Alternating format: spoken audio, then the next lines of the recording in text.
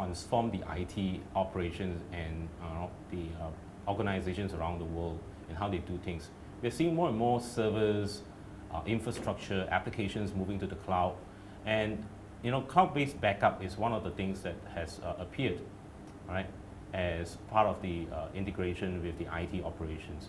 And in addition to that, more and more businesses are also using the cloud as another option for disaster recovery.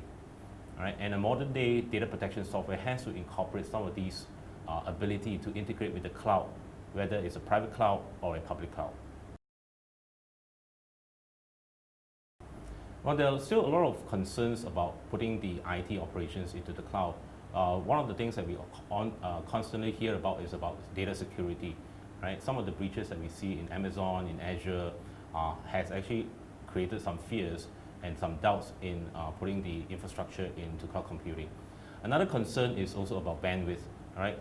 As you know, in different countries, there are different bandwidth ability, right, of different providers. Right? And in certain industries as well, for example, the oil and gas industry, right, data sovereignty and data compliance is also an issue.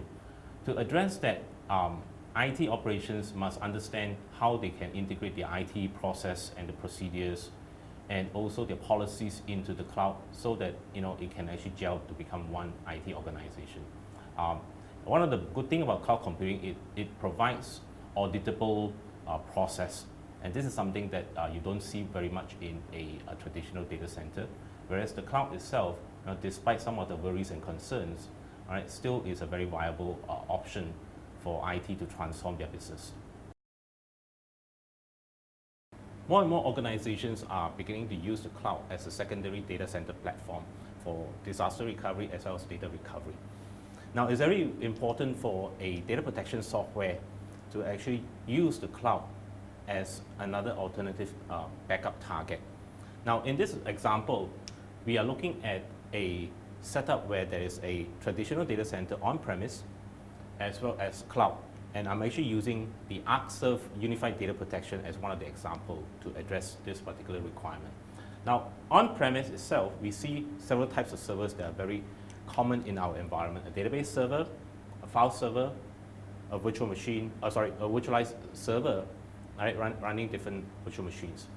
To do the backup, the Arcserve itself we need to set up a recovery point server, and that will be our primary backup target. All right, all the data that is required to be backed up from the database server, the file server, the VM, as we also mentioned that Arcserve actually supports the agentless hypervisor backup, allows you to back up to the RPS server. Now, to utilize the cloud, all right, and extending that data protection into the cloud, we need to actually set up a secondary RPS server in the cloud. Now, of course, this will be actually connected through a virtual private network, all right? And one of the concerns is how do you actually set up the backup baseline, all right? A full backup will be extremely large and it will be quite difficult to go through the network bandwidth. Now, the Arcserve UDP offers a data seeding technology.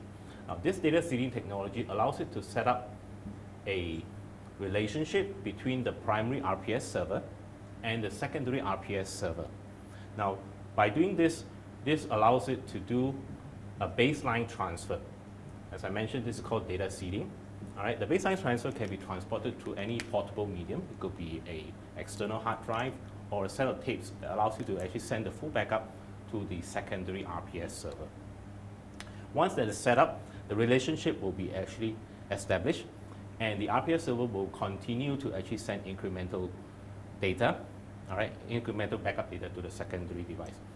Now, in the event of a server unavailability, all right, let's assume that the database server becomes unavailable.